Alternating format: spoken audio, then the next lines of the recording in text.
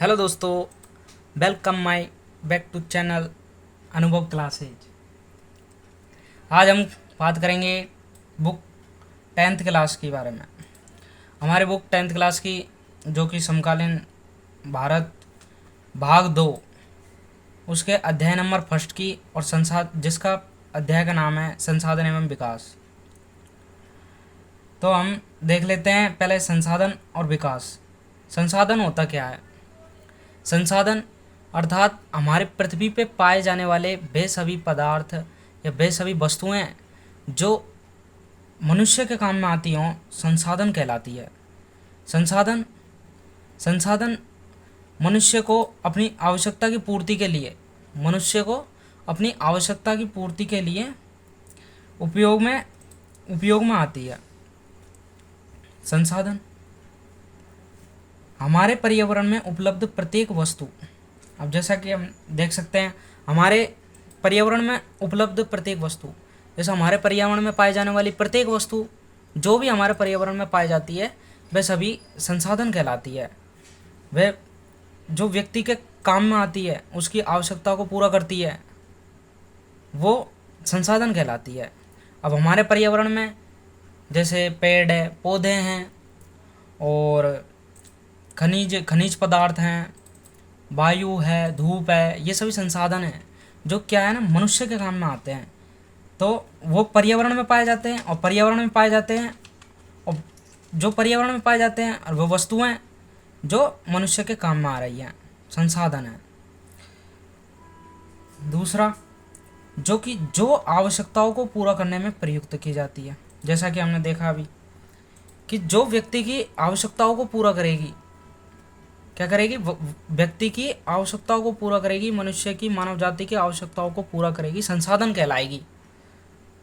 अब जैसे हमें किसी वस्तु की आवश्यकता है, जैसे हमें शक्कर की आवश्यकता है, तो हमें चीनी या शक्कर की हमें आवश्यकता है, तो हमें उस कैसे प्राप्त करेंगे? जैसे प्रकृति से, जैसे हमें गन्ना प्राप्त होगा और गन्ने से हम क्या बनाएंगे? शक्कर बनाएंगे या चीनी बनाएंगे, और उसे वो क्या है ना, मनुष्य के आवश्यकता में की पूर्ति करेगी। अब मनुष्य की आवश्यकता की पूर्ति करेगी तो वो क्या कहलाएगी? संसाधन कहलाएगी।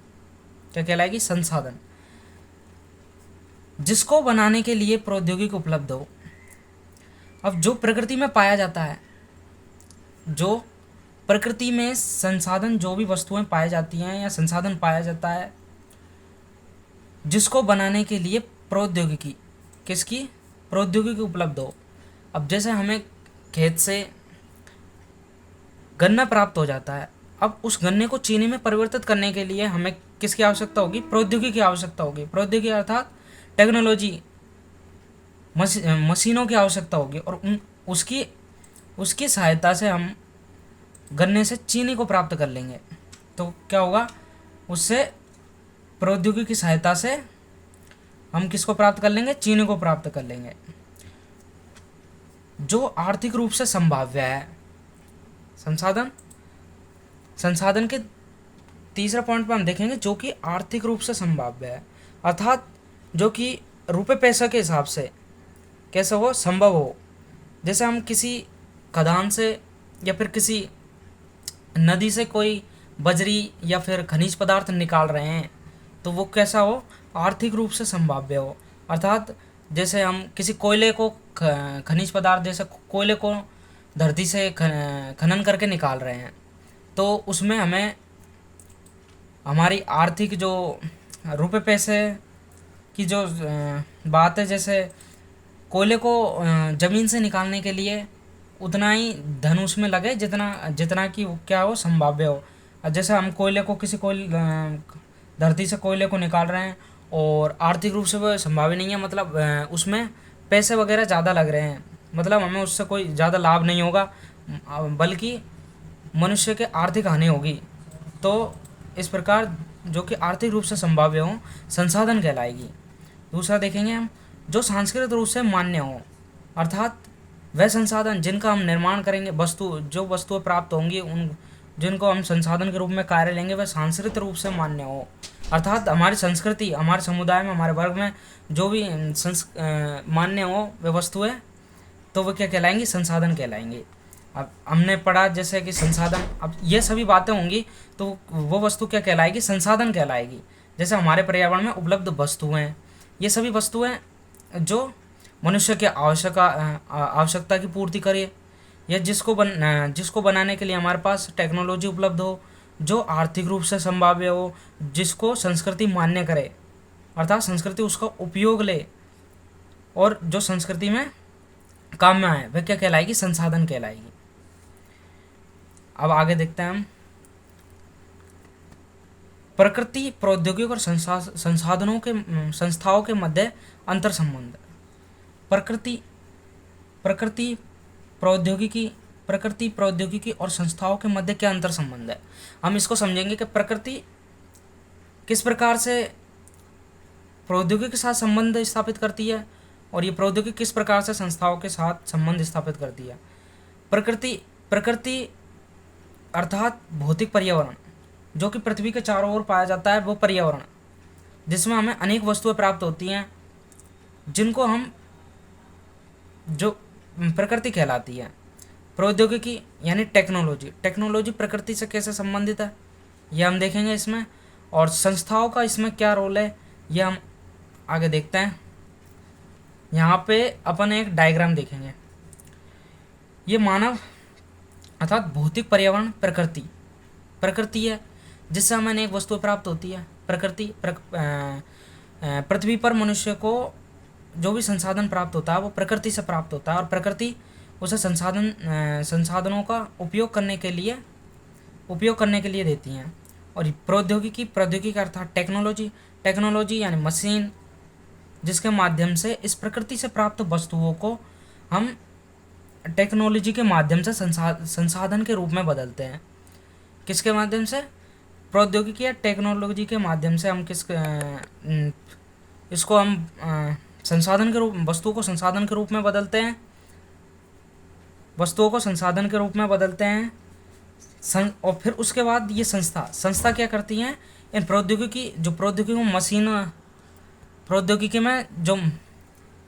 में जो मशीनें होती हैं, जो टेक्नोलॉजी होती हैं, उस जो प्रकृति प्राप्त वस्तुएं हैं, जो हमारी प्रकृति से प्राप्त वस्तुएं हैं, उसको क्या करती हैं, संसाधन के रूप में परिवर्तित करती है। और वो संसाधन को कौन उपयोग में लेगा, मानव उपयोग में लेगा। अब इस प्रौद्योगिकी के माध्यम को चलाने के लिए या टेक्नोलॉजी या मशीनों को चलाने के लिए हमें किसकी आवश्यकता पड़ेगी, संस्थाओं की आवश्यकता पड़ेगी। और ये संस्थाएं क्या करेंगी, प्रकृति से जो भी प्राप्त वस्तु है उसको टेक्नोलॉजी के माध्यम से संसाधन में बदलेगी, और इन संसाधनों टेक्नोलॉजी के माध्यम से जो भी वस्तु संसाधन के रूप में प्राप्त होगी वो संस्थाओं के माध्यम से मानव के पास पहुंच जाएगी। अर्थात व्यक्ति उसका उपयोग करने लग जाएगा। संसाधनों को व्यक्ति या मानव अपनी आवश्यकताओं की पूर्ति के लिए प्रयोग में करने लगेगा। ये टेक्नोलॉजी संस्थाएं और प्रकृति ये आपस में एक तरह से कनेक्टेड है, और इस प्रकार ये संसाधन को मानव के उपयोग के लिए बनाती है। अब इधर देखेंगे, हमारे पर्यावरण में उपलब्ध वस्तुओं की रूपांतरण प्रक्रिया प्रकृति, प्रौद्योगिकी और संस्थाओं के पारस्परिक क्रियात्मक संबंध से निहित है। जैसे कि अभी हमने देखा कि पर्यावरण है जिसमें उपलब्ध वस्तु हैं, और इन वस्तुओं का रूपांतरण की जो प्रक्रिया है प्रकृति, प्रौद्योगिकी और संस्थाओं के पारस्परिक, अर्थात जो प्रकृति से हमें वस्तु प्राप्त होंगी, प्रौद्योगिकी यानी टेक्नोलॉजी, मशीनों के माध्यम से हम वस्तुओं को संसाधन के रूप में बदलेंगे, और उन संसाधनों को संस्थाओं के माध्यम से मानव के पास पहुंचाएंगे।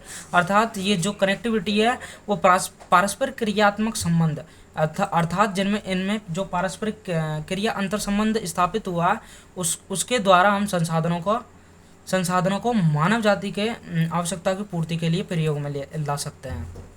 आगे देखेंगे हम, मानव प्रौद्योगिकी के द्वारा प्रकृति के साथ क्रिया करते हैं। अब ये संसाधन किसका परिणाम है, मानव प्रौद्योगिकी के द्वारा प्रकृति के साथ क्रिया करते हैं। अर्थात जो मानव है वो प्रौद्योगिकी की सहायता से, टेक्नोलॉजी की सहायता से, मशीनों की सहायता से प्रकृति के साथ क्या करते हैं, क्रिया करते हैं। अर्थात जब तक मनुष्य प्रकृति के साथ कोई क्रिया नहीं करेगा, अर्थात कोई क्रिया नहीं करेगा, तो उसे संसाधन कैसे प्राप्त होंगे।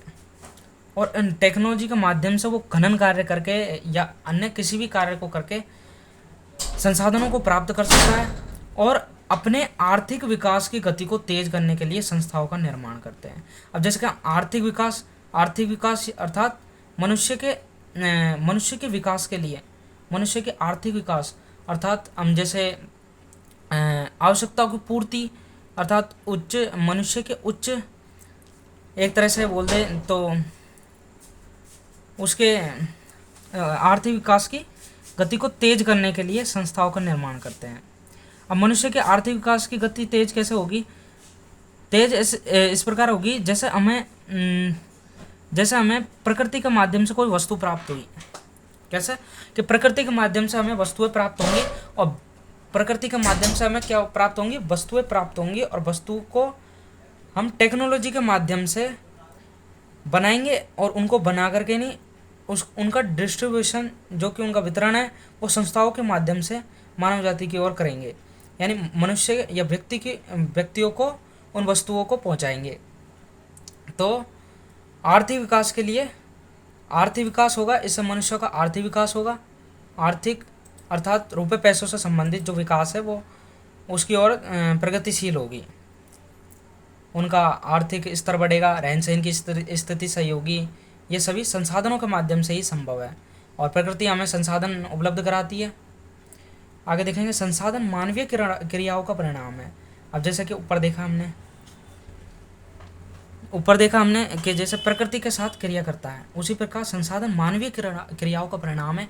मानव अगर क्रिया करेगा तो उसे क्या प्राप्त होंगे? संसाधन प्राप्त होंगे। प्रकृति से वह वस्तुओं को प्राप्त कर सकेगा और उनका अपनी आवश्यकताओं की पूर्ति के लिए उपयोग में या उसको कार्य में ला सकता है और अपनी आवश्यकताओं की पूर्ति कर सकता है। इस प्रकार आगे देखेंगे हम।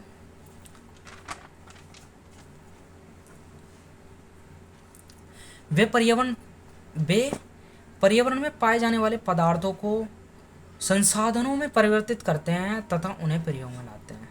अब पर्यावरण से हमें जो भी वस्तु प्राप्त होगी, जैसे मान लेते हैं हमें कोयला प्राप्त हुआ, प्रकृति से हमने कोयला प्राप्त किया, खनन करके हमने ज़मीन से क्या पर्यावरण से क्या निकाल लिया?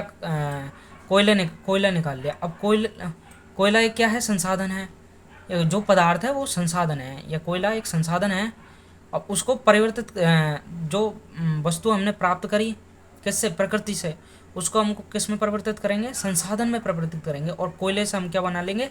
कोयले से हम बना लेंगे विद्युत। और विद्युत को जब कोयला एक संसाधन हो गया और विद्युत को जब हम उपयोग में लेंगे तो वो हमारे लिए क्या बन जाएगा? एक संसाधन बन जाएगा। और संसाधन बनेगा, परिवर्तित करेंगे और परिवर्तित करके वो क्या बन जाएगा? हमारे लिए संसाधन बन जाएगा। और संसाधन बन जाएगा तो उससे क्या होगी? मनुष्य की जो आवश्यकता की वो पूर्ति होगी। क्या होगी? मनुष्य की आवश्यकताओं की पूर्ति होगी। अब हमने जैसे पढ़ा अब संसाधन, अब आगे पिछला हम रिवाइज कर लेते हैं पहले कि संसाधन क्या है? प्रकृति में पाए जाने वाली प्रत्येक वस्तु जो आवश्यकताओं को पूरा करे। प्रौद्योगिकी उपलब्ध, जिसको बनाने के लिए हमारे पास प्रौद्योगिकी उपलब्ध है, जो आर्थिक रूप से क्या हो? संभाव्य हो, सांस्कृतिक रूप से क्या हो? मान्य हो। और जो कनेक्टिविटी है प्रकृति प्रौद्योगिकी संस्थाओं के माध्यम से, उसको हमने अच्छी तरह समझाया भी। भौतिक पर्यावरण प्रौद्योगिकी और संस्थाएं, ये हमने अभी समझ लिया है। और इन क्रियाओं के माध्यम से मनुष्य अपनी आवश्यकताओं को पूरा कर सकता है। और संसाधनों को अब हम वर्गीकरण के रूप में देखेंगे कि संसाधनों का वर्गीकरण किस प्रकार किया गया है। और इन वर्गीकरण को हम देखते हैं। पहला है हमारा उत्पत्ति के आधार पर वर्गीकरण। किसका आधार पर? उत्पत्ति का आधार पर, मतलब इन संसाधनों की उत्पत्ति किस प्रकार हुई है, ये पर्यावरण में किस प्रकार से उपलब्ध हो पाए हैं, इनकी उत्पत्ति किन कारणों से हुई है, ये हम देखेंगे। इन उत्पत्ति के आधार पर संसाधनों को हम कितने भागों में वर्गीकरण करते हैं? हम उत्पत्ति के आधार पर संसाधनों को हम 2 प्रकारों में विभाजित करेंगे। पहला कौन सा करेंगे? हम जैव संसाधन। कौन सा? जैव संसाधन। और दूसरा अजैव संसाधन। हम पहले जैव संसाधन को देख लेते हैं। जैव संसाधन क्या है? जैव संसाधन जैसे सामान्य से बात है जिसमें जीव व्याप्त हो, वे जैव संसाधन कहलाते हैं। जैव संसाधन जिनमें जीव हो, जो चल सकते हों, फिर सकते हों, या फिर किसी भी कार्य को कर सकते हो, वो जैव संसाधन कहलाते हैं। जैव संसाधन। और दूसरा देखते हैं हम अजैव संसाधन। अजैव संसाधन जिनमें जीव व्याप्त ना हो, जो ना तो चल सकते हैं, ना फिर सकते हैं, ना खा सकते हैं, वे कौन से संसाधन होते हैं? अजैव संसाधन। संसाधन वैसे तो मनुष्य की आवश्यकता की पूर्ति के लिए होते हैं, और मनुष्य उनको अपनी आवश्यकता की पूर्ति के लिए प्रयोग में लाता है। अजैव संसाधन डेफिनेशन देख लेते हैं हम यहाँ पर। जैव संसाधन जिन संसाधनों की प्राप्ति जैव मंडल से होती है। जिन संसाधनों की प्राप्ति किससे होती है? जैव मंडल से होती है। किससे होती है? जैव मंडल। तथा जिनमें जीवन व्याप्त हो। अब जैव मंडल से हमें क्या प्राप्त होंगे? जैसे हमें मनुष्य, जैसे कि संसाधन के रूप में मनुष्य एक संसाधन के रूप में कार्य कर सकता है। वनस्पति है, वनस्पति को हम संसाधन, जैव संसाधन के रूप में काम में लेते हैं। पशु है, मत्स्य है। मनुष्य अन्य फैक्ट्रियों में वस्तुओं को बनाने के लिए कारीगर के रूप में, मजदूरों के रूप में कार्य कर सकते हैं। तो ये भी क्या हुआ? एक जैव संसाधन है ये। और वनस्पतियाँ भी एक जैव संसाधन है। इनको हम जंगलों से प्राप्त कर सकते हैं संसाधन के रूप में। लकड़ी जलाने के लिए, जैसे कि पुराने टाइम में हम देख सकते हैं कि पुराने टाइम में चूल्हों पर खाना बनाया जाता था, जिसमें हम लकड़ियों को प्रयोग करते थे। और ये लकड़ियाँ हमें कहाँ से प्राप्त होती हैं? ये संसाधन हमें कहाँ से प्राप्त होते हैं? ये संसाधन हमें प्राप्त होते हैं जंगलों से। और पशु संसाधन, पशु को भी हमें एक संसाधन के रूप में काम ले सकते हैं। जैसे किसानों के द्वारा बैलों को कृषि के लिए काम में लेना। ये सब क्या है? पशु हमें मेवे देते हैं, दूध देते हैं। दुग्ध उत्पादन के माध्यम से हम इन संसाधनों हमारी आर्थिक विकास है उसकी गति को हम तीव्र कर सकते हैं। मत्स्य जीवन है, मत्स्य उत्पादन, जैसे कि हम देखा कि तटवर्ती जो भारत के तटवर्तीय क्षेत्र हैं, जैसे केरल है, तमिलनाडु है, यहाँ पर मत्स्य पालन अधिक देखने को मिलता है। ये सभी कैसे हैं? जैव संसाधन है, जिनमें जीव व्याप्त हो, और जीव व्याप्त हो जो चल फिर सकते हैं, अर्थात जो जैव संसाधन कहलाएंगे। अजैव संसाधन जैसे कि हमने अभी ऊपर देखा, अजैव संसाधन क्या होंगे? निर्जीव वस्तुओं से बने सारे संसाधन। अब निर्जीव वस्तु कैसी होंगी? जो हमें कहाँ से प्राप्त होंगी? या तो जमीन से प्राप्त होंगी, या सूर्य की धूप मान लो, या फिर वायु मान लो। ये सभी कैसे हैं? अजैव संसाधन है। जैसे कि हम देख सकते हैं चट्टानें और धातु है। चट्टानें हमें कहाँ से प्राप्त होती है? खनिज है, हमें खनन के माध्यम से धरती से प्राप्त होती हैं चट्टानें, जो कि किसके कौन सा संसाधन के रूप में? अजैव संसाधन के रूप में हमें इसे प्रयोग में लेते हैं। धातुओं में जैसे हम देख लेते हैं लोहा है, चांदी है, तांबा है। ये सभी कैसे हैं? अजैव संसाधन है। अजैव संसाधन है अर्थात इनमें कोई जीव व्याप्त नहीं होता है, इनमें कोई किसी प्रकार का जीव व्याप्त नहीं होता है। और इन संसाधनों का अधिकतर कौन उपयोग में लेते हैं? मनुष्य उपयोग में लेते हैं। ये अजैव संसाधन होते हैं। अब दूसरा देखेंगे हम संसाधनों के वर्गीकरण में। दूसरा है हमारा समाप्यता के आधार पर। कौन सा है? समाप्यता के आधार पर। जैसे कि समाप्त हो जाता है, हम किसी संसाधन का उपयोग करेंगे तो वो समाप्त होएगा, या फिर ये वो वैसा ही बना रहेगा। उसके आधार पर हम संसाधनों का वर्गीकरण देखेंगे। और संसाधनों का वर्गीकरण में अब समाप्यता के आधार पर हम इनको दो वर्गों में विभाजित करेंगे। पहला होगा नवीकरणीय संसाधन, दूसरा होगा अनवीकरणीय संसाधन। अर्थात जिनका हम नवीकरणीय यानी नवीन कर सकते हैं, जिनका उपयोग हम कैसे ले सकते हैं? बार बार कर सकते हैं, जिनका उपयोग हम निरंतर कर सकते हैं, जिनकी समाप्यता के आशा होते ही नहीं है, जो प्रकृति में समाप्त नहीं होते, अर्थात मनुष्य उनका लगातार उपयोग में लेता है तो भी उन संसाधनों पर कोई ज़्यादा असर देखने को नहीं मिलता है। अनवीकरणीय संसाधन वे संसाधन होते हैं जो सामाप्यता के आधार पर जिनका उपयोग हमें कम करना चाहिए, अर्थात दुरुपयोग करेंगे तो वो समाप्त हो सकते हैं। अनवीकरणीय संसाधन अर्थात जिनका नवीकरण नहीं किया जा सकता, जिसको मनुष्य एक बार उपयोग में ले ले तो उसका दोबारा जो उत्पादन करना या फिर उसकी उत्पत्ति को कई वर्षों का समय लग जाता है। तो ये हम दो संसाधन का वर्गीकरण किया है हमने, नवीकरणीय संसाधन और नवीकरणीय संसाधन। इनको हम आगे देख लेते हैं, इनके डेफिनेशन देख लेते हैं। देखिए जी, नवीकरणीय संसाधन कौन सा संसाधन? नवीकरणीय संसाधन नवीकरणीय संसाधन वे संसाधन जिन्हें भौतिक, रासायनिक या यांत्रिक प्रक्रियाओं के द्वारा, कौन से भौतिक, रासायनिक या यांत्रिक प्रक्रियाओं के द्वारा नवीकृत या पुनः उत्पादन किया जा सकता है। जैसा कि मैंने पहले बताया, नवीकरणीय संसाधन, अब जो संसाधन है वो भौतिक या रासायनिक रूप में या यांत्रिक प्रक्रियाओं के द्वारा हम उनको दोबारा प्राप्त कर सकते हैं, उनका दोबारा उपयोग कर सकते हैं, मनुष्य उनका दोबारा उपयोग कर सकता है, उनका मतलब उनका समाप्त होने के जिनको जो समाप्त नहीं होते, प्रकृति में हमेशा पाए जाते हैं, और मनुष्य उनका निरंतर उपयोग करने पर भी वह समाप्त नहीं हो सकते हैं। जैसे कि हम देख सकते हैं सौर ऊर्जा, पवन ऊर्जा, जल या वन। सौर ऊर्जा को देखेंगे तो हमें पृथ्वी हमारे ब्रह्मांड में सूर्य उपलब्ध है, और सूर्य से हमें क्या मिलती है? सौर ऊर्जा। अर्थात क्या मिलता है? ताप मिलता है, और जो सौर किरणें हैं उसके माध्यम से हम सौर ऊर्जा को प्राप्त कर सकते हैं। आपने देखा होगा कि अनेक चिकित्सा अस्पतालों में या फिर अनेक कार्यालयों में या फिर अनेक जो स्कूल वगैरह या फिर सरकारी कार्यालय दफ्तरों में देखा होगा कि आपने सौर ऊर्जा के चैनल या बिल लगे होते हैं, जिनसे क्या है, सौर ऊर्जा प्राप्त की जा सकती है। पवन ऊर्जा का वैसे ही है, प्रकृति में या पवन पाई जाती है, अर्थात वायु निरंतर बहती रहती है, और इस वायु के द्वारा पवन चक्कियों के द्वारा, किसके द्वारा? पवन चक्कियों के द्वारा हम क्या प्राप्त कर सकते हैं? पवन ऊर्जा प्राप्त कर सकते हैं। जल है, जल के माध्यम से, टरबाइन के माध्यम से हम क्या प्राप्त कर सकते हैं? ऊर्जा प्राप्त कर सकते हैं, और इन ऊर्जा का उपयोग कौन करेगा? मानव करेगा। वन, ऐसे इसी प्रकार वन से हम ऊर्जा प्राप्त कर सकते हैं। ये सभी कौन से संसाधन होंगे? नवीकरणीय संसाधन होंगे। अर्थात जैसे कि देखा कि हमने अब जैसा सूर्य की धूप का उपयोग करेंगे तो वो समाप्त तो थोड़ी ना होगी, वो तो निरंतर चलने वाली प्रक्रिया है। अर्थात सूर्य एक ब्रह्मांड में सबसे अधिक उम्र तक जीवित रहने वाला, ये जब तक हमारा ब्रह्मांड कायम रहेगा, जब तक सूर्य से हमें ऊर्जा प्राप्त होती रहेगी और मनुष्य उसका संसाधन के रूप में उपयोग कर सकता है।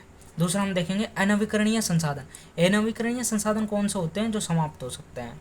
वे संसाधन जो एक बार उपयोग करने के बाद ख़त्म हो जाते हैं। जैसे कि हम किसी व्यक्ति ने, जैसे किसी को खनिज, जैसे कोई खनिज है या कोयला, खनिज हम देख लेते हैं, जैसे कोयला है, और कोयले को कोई व्यक्ति उपयोग में लेगा, क्या लेगा? उपयोग में लेगा, तो वो संसाधन क्या हो सकता है? समाप्त हो सकता है। क्या हो सकता है? एक बार उसको उपयोग में ले लिया तो वो समाप्त हो जाएगा। इन संसाधनों के बनने में हजारों लाखों वर्ष का समय लग जाता है। अब जैसे कि हमने देखा होगा, कोयला हम कहाँ से निकालते हैं? कोयला हुआ, पेट्रोल हुआ, या फिर गैसें हुई, जो हमें कहाँ से प्राप्त होती है?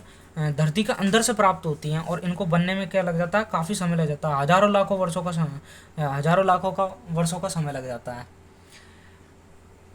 जैसे अब देखते हैं हम तेल या कोयला। क्या? तेल या कोयला, यह हमें कहाँ से प्राप्त होते हैं? यह हमें ज़मीन से प्राप्त होते हैं। खनन के माध्यम से हम इन सब चीज़ों को प्राप्त कर सकते हैं, लेकिन ये क्या होते हैं? ये सीमित होते हैं, और इनका उपयोग करने से या इनका हम दुरुपयोग करेंगे तो ये समाप्त हो सकते हैं। इसी प्रकार ये संसाधन समर्पता के आधार पर हमने दो प्रकार के संसाधन देखे, नवीकरण संसाधन, अनवीकरणीय संसाधन। अब हम आगे के जो भी वर्गीकरण है उसको अगली वीडियो में कंटिन्यू करेंगे। Thank you.